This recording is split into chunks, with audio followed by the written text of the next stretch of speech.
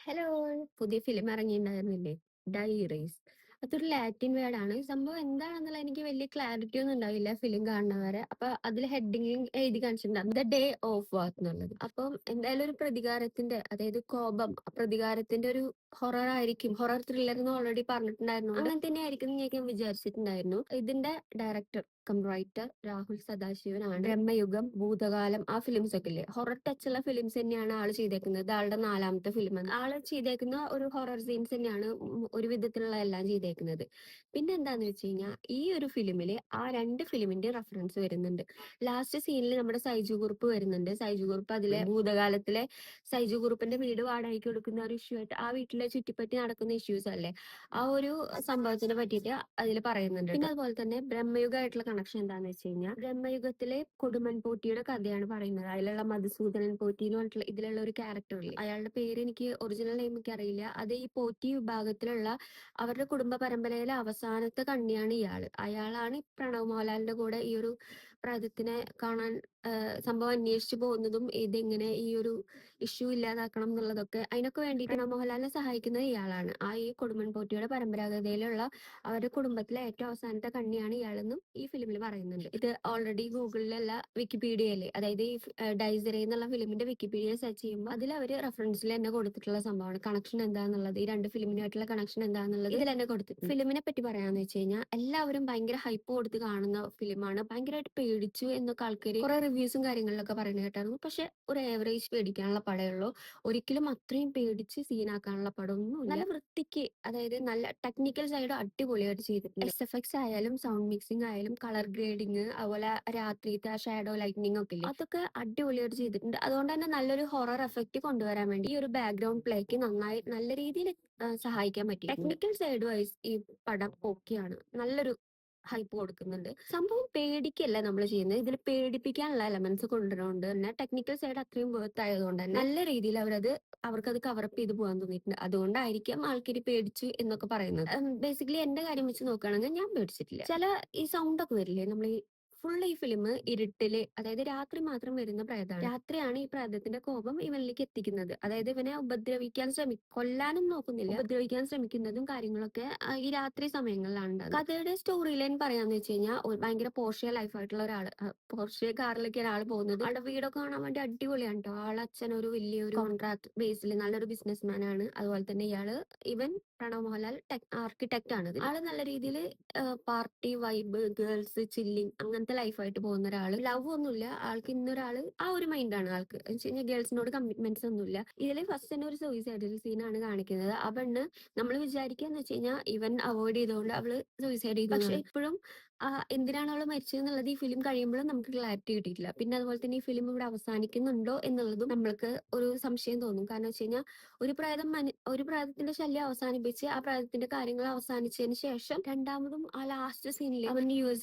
പോകാൻ നിൽക്കുന്ന ആ ഒരു സീനിൽ വീണ്ടും പ്രേതം വരുന്നുണ്ട്. ആ നശിച്ചു പോയ പ്രേതമല്ല വരുന്നത്, വേറെ ഒരു പ്രേതം വരുന്നുണ്ട്. 2-3 ക്വസ്റ്റ്യൻസ് നമുക്ക് ഇതിന്റെ ഇടയിൽ ഉണ്ടാവും. ഇതെന്താണ്, എങ്ങനെയാണ് ഈ പെണ്ണ്, എന്തിനാണ് ഈ പെണ്ണ് മരിച്ചത്, പിന്നെ അതുപോലെ തന്നെ ആ പ്രേതത്തിനെ ഒഴിപ്പിക്കാൻ വേണ്ടിയിട്ട്, അപ്പൊ ഒഴിപ്പിക്കില്ല, പ്രേതം പോവാൻ വേണ്ടിയിട്ട് അയാൾ പറയുന്ന ഒരു കാര്യമുണ്ട്, ഇങ്ങനെ ചെയ്ത് കഴിഞ്ഞാൽ ഈ പ്രേതത്തിന്റെ ആത്മാവ് ഇതിന്ന് പൊക്കോളും എന്ന് പറയുന്ന ഒരു, അതെങ്ങനെയാണ് വന്നത്, ഈ കൊടുമൺ പോറ്റിയുടെ അവസാന പരമ്പരയിലെ ആളാണ് ഇയാളെന്ന് പറയുന്നുണ്ടെന്ന് വെച്ച് കഴിഞ്ഞാലും ആൾക്ക് കുറച്ച് ഇൻഡ്യൂഷൻ വരുന്നുണ്ടെന്ന് ജസ്റ്റ് വെർബലി പറയുന്നുണ്ട് എന്നല്ലാതെ നമുക്കൊന്നും കാണിക്കുക, അല്ലാതെ അതിനെ പറ്റിയുള്ള കൂടുതൽ കാര്യങ്ങൾ പറയുക അങ്ങനെയൊന്നും ചെയ്യുന്നില്ല. അപ്പൊ ആ ഒരു സൈഡ്, ആളുടെ ഒരു സൈഡ് നമുക്കൊരു ചെറിയൊരു ക്ലാരിറ്റി കുറവ് വരുന്നുണ്ട്. അതല്ലാതെ ഓവറോൾ ഫിലിം നല്ല ഫിലിമാണ്. പക്ഷെ ഭയങ്കരമായിട്ട് പേടിച്ച് ഹൊറർ എലമെന്റ്സ് അത്രയും പീക്ക് ലെവൽ എത്തിച്ച് നമ്മൾക്ക് അത്രയും ഹൈപ്പ് കൊടുക്കുന്ന അത്രയൊന്നും ഇല്ല. നോർമലി ഒരു ഫിലിം കണ്ടിരിക്കാവുന്ന ഒരു, പക്ഷെ ഭൂതകാലത്തിന്റെയും ബ്രഹ്മയുഗത്തിന്റെ അത്രയൊന്നും ഇല്ല കേട്ടോ ഈ ഫിലിം. ഇങ്ങനെയാണ് ആൾക്കാർ ഇത്രയും റിവ്യൂ വേറെ രീതിയിൽ പറയുന്നതെന്നുള്ള എനിക്കറിയില്ല. ചിലവര് കണ്ടവര് നല്ല ഫിലിം, അതായത് നല്ല പേടിപ്പിക്കാനുണ്ട് എന്ന് പറഞ്ഞു.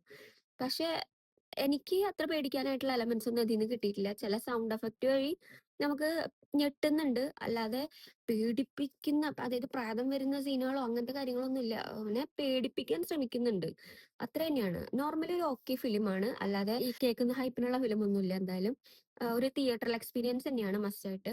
അല്ലാതെ നമ്മൾ ഈ OTT പ്ലാറ്റ്ഫോമിൽ വന്നിട്ട് അത് കാണുമ്പോഴൊന്നും ഈ ഒരു എഫക്റ്റും ഈ ഒരു പറയുന്നതിനുള്ള കാരണവും ഒന്നും നമുക്ക് മനസ്സിലാവില്ല. ഇനി നമുക്ക് ആക്ടിങ് സൈഡിലേക്ക് പറയുകയാണെങ്കിൽ, ആക്ടിങ് സൈഡിലേക്ക് പറയാന്ന് വെച്ച് കഴിഞ്ഞാൽ പ്രണവ് മോഹൻലാലിന്റെ ശരിക്കും ഇതൊരു വൺ മാൻ ഷോ പോലെ, നടിയൊന്നും അങ്ങനെ ഇല്ല. എനിക്ക് പ്രണവ് മോഹൻലാലിന്റെ ഒരു ഫിയർ കാണിക്കുന്ന ആ ഒരു പോർഷൻസ് തന്നെയാണ് ഇതിൽ ആൾക്കാരെ പിടിച്ചിരുത്താനുള്ളത്. പിന്നെ അതുപോലെ തന്നെ ഈ സൂസൈഡ് ചെയ്യുന്ന പെൺകുട്ടിയുടെ അനിയനായിട്ട് വരുന്ന ഒരു ക്യാരക്ടർ ഉണ്ട്. അവന്റെ പേര് എനിക്ക് കറക്റ്റ് അറിയില്ല. ആ അനിയന്റെ ആക്ടിങ്ങും, അതായത് ചേച്ചി മരിച്ചുപോയ വിഷമം ഉള്ളിലാക്കിയിട്ട് അത് പെട്ടെന്ന് പുറത്തേക്ക് വരണം. പിന്നെ ഒരു അടിപൊളി ആക്സിഡന്റൽ സീൻ ഉണ്ട്. അവനെ ആക്സിഡന്റ് ആവുന്ന ഒരു സീൻ ഉണ്ട്. ആക്സിഡന്റ് എന്ന് വെച്ച് കഴിഞ്ഞാൽ പ്രേതം ആക്രമിക്കുന്ന ഒരു സീൻ. അത് അടിപൊളിയായിട്ട് ചെയ്തിട്ടുണ്ട്. കാരണം ആ എല്ല് കാലൊടിഞ്ഞിട്ട് എല്ലൊക്കെ പൊട്ടുന്ന ആ ഒരു സീനൊക്കെ സൂപ്പർബാണ് കേട്ടോ. ആ ഒരു സെക്ഷൻ അടിപൊളിയാണ്. പിന്നെ അതുപോലെ തന്നെ എടുത്തു പറയാവുന്ന ഒരു ക്യാരക്ടർ എന്ന് പറഞ്ഞു കഴിഞ്ഞാൽ ഇതിലെ പ്രേതത്തിന്റെ അമ്മയായിട്ട് വരുന്ന ഒരാളുണ്ട്.